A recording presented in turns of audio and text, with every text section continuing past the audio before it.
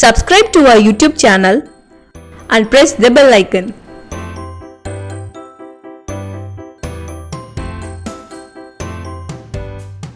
Hi and welcome to bankersdaily.in. இன்னைக்கு நம்ம April 5ஆம் தேதியோட கரண்ட் அஃபேர்ஸ் பார்க்க போறோம். முதல் கரண்ட் அஃபேர்ஸ், இந்திய ரிசர்வ் வங்கி RBI அவங்க வட்டி விகிதத்தை 0.25% குறைச்சிருக்காங்க. வட்டி விகிதத்தை ரிசர்வ் பேங்க் குறைத்திருப்பது இந்த நடப்பாண்டில் மட்டும் 2வது முறையாகும். இதற்கு முன்பு கடந்த பிப்ரவரி 7ஆம் தேதி 0.5% குறைத்திருக்கிறாங்க. 3 மாதத்தில் மட்டும் 0.5% வட்டி வங்கி குறைந்திருக்கிறது.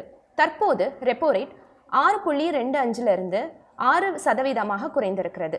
ரிவர்ஸ் ரெப்போ ரேட் 6 5.75% குறைந்திருக்கிறது.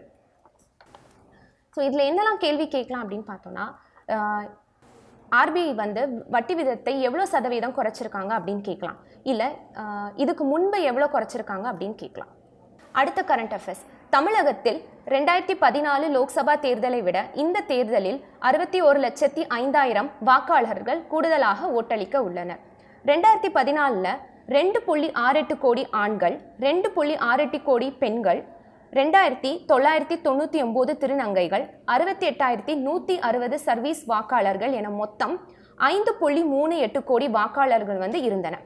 இந்த தேர்தலில் பார்த்தோன்னா 2.95 கோடி ஆண்கள், 2.02 கோடி பெண்கள், 5,790 திருநங்கைகள், 61,112 சர்வீஸ் வாக்காளர்கள், மொத்தம் 5.99 கோடி வாக்காளர்கள் உள்ளனர். அடுத்த கரண்ட் அஃபேர்ஸ், இந்திய கடற்படைக்கு அதிநவீன 6 நீர்மூழ்கி கப்பல்கள் கட்டமைப்பது தொடர்பாக 45,000 கோடி மதிப்பில் புதிய திட்டம் வகுக்கப்பட்டுள்ளது. திட்டம் 75 கீழ் இந்திய கடற்படைக்காக தற்போது 6 ஸ்கார்பின் அப்படிங்கிற நீர்மூழ்கி கப்பலை கட்டப்பட்டு வருகின்றன. இதை பிரான்ஸை சேர்ந்த கப்பல் கட்டுமான நிறுவனம் மும்பையில் உள்ள மாலேகான் கப்பல் கட்டும் தளம் கட்டிட்டு வராங்க. ஸோ இதில் என்னெல்லாம் கேள்வி கேட்பாங்க அப்படின்னு பார்த்தோன்னா, எந்த திட்டத்தின் கீழ் இந்திய கடற்படைக்காக 6 ஸ்கார்பின் நீர்மூழ்கி கப்பல்கள் கட்டிட்டு வரோம் அப்படின்னு கேட்பாங்க. இல்லைனா திட்டம் 75 கீழ் எத்தனை நீர்மூழ்கி கப்பலை கட்டிட்டு வரோம் அப்படின்னு கேட்பாங்க. அடுத்த கேள்வி பார்த்தோன்னா, கப்பல் கட்டுமான நிறுவனம் எந்த ஊரில் இருக்குது அப்படின்னு கேட்கலாம், இல்லை அந்த மும்பையில் இருக்கிற அந்த கட்டல் நிறுவனமோட பேர் என்னன்னு கூட கேட்கலாம். அடுத்த கரண்ட் அஃபேர்ஸ், 5G சேவையை தொடங்கியது தென்கொரியா. ஏப்ரல் 5ஆம் தேதியே தொடங்குவதாக முதலில் திட்டமிட்டிருந்த நிலையில் 2 நாளைக்கு முன்னதாகவே ஏப்ரல் 3ஆம் தேதி இரவு 11 மணிக்கு இந்த சேவை தொடங்கியது.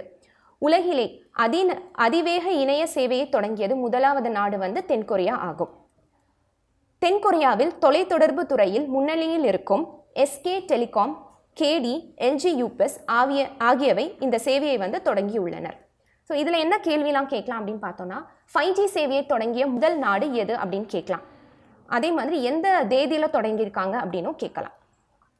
அடுத்த கரண்ட் அஃபேர்ஸ், ஃபிஃபா கால்பந்து போட்டி பற்றி. ஃபிஃபா தரவரிசை பட்டியலில் 2 இடங்கள் முன்னேறி 101வது இடத்தை பிடித்துள்ளது இந்தியா. பெல்ஜியம் முதலிடம், பிரான்ஸ், பிரேசில், இங்கிலாந்து, குரேஷியா அடுத்த இடத்தில் உள்ளன. ஸோ இதில் என்ன கேள்வி கேட்கலான்னா, ஃபிஃபாவில் இந்தியா எத்தனாவது இடம் பிடிச்சிருக்கு, இல்லைனா முதல் இடத்தை பிடித்த நாடு எது அப்படின்னு கேட்கலாம்.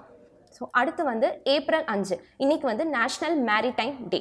ஸோ இந்த நேஷ்னல் மேரிடைம் ஃபஸ்ட்டு இது எப்போ செலிப்ரேட் பண்ணோன்னா ஏப்ரல் 5ஆம் தேதி 1964.